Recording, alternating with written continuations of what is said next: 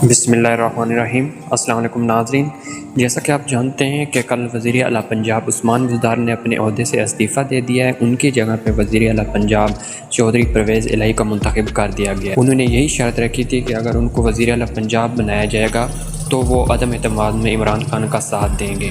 तो मामूल के मुताबिक पाकिस्तानी अवाम ने उस्मान बुज़दार को भी नहीं छोड़ा। उन पर ऐसी ऐसी फ़नी मीम्स बनाई जिनको आप देखकर आपकी हंसी आप नहीं रोक सकोगे।